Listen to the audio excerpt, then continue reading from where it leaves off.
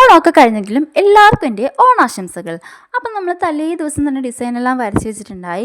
പൂവെല്ലാം റെഡിയാക്കി വെച്ചുകൊണ്ട് തന്നെ രാവിലെ എണീറ്റിട്ട് അത്രയും പണി കുറഞ്ഞ് കിട്ടി കേട്ടോ. പിന്നെ നമ്മൾ വരച്ച ഡിസൈനല്ല ചെയ്തത്, ചെറിയ മോഡിഫിക്കേഷനൊക്കെ വരുത്തിയെങ്കിലും നമ്മൾ അത്യാവശ്യം നമുക്കൊരു ഐഡിയ ഒക്കെ നമുക്ക് കിട്ടിയായിരുന്നു കേട്ടോ. ഇതാണ് ഈ പ്രാവശ്യത്തെ ഓണപ്പൂക്കളം. So this is the final look. പിന്നെ നമ്മൾ ഈ പ്രാവശ്യത്തെ ഓണം ഔട്ട്ഫിറ്റ് ഇതാണ്. അങ്ങനെ നമ്മൾ റെഡിയെല്ലാമായി അമ്പലത്തിൽ പോവാം കേട്ടോ. അത്യാവശ്യം നല്ല തിരക്ക് തന്നെ ഉണ്ടായിട്ട് അമ്പലത്തിൽ.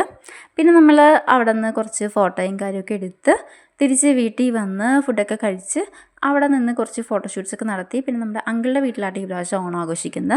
അങ്ങനെ ഞങ്ങൾ അവിടെ നിന്ന് അങ്കിളുടെ വീട്ടിലേക്ക് പോയി. പിന്നെ കസിൻസായിട്ട് കുറേ നേരം സംസാരിച്ചിരുന്ന് പിന്നെ നമ്മൾ സദ്യയൊക്കെ വിളമ്പി സദ്യയൊക്കെ കഴിച്ച് അടിപൊളിയായിരുന്നു ഈ പ്രാവശ്യം ഓണം. പിന്നെ നമ്മൾ ഫുഡെല്ലാം കഴിച്ചതിന് ശേഷം പിന്നെ സിനിമ കണ്ട് അങ്ങനെ തന്നെ ഈ പ്രാവശ്യത്തെ ഓണം അങ്ങ് പോയി.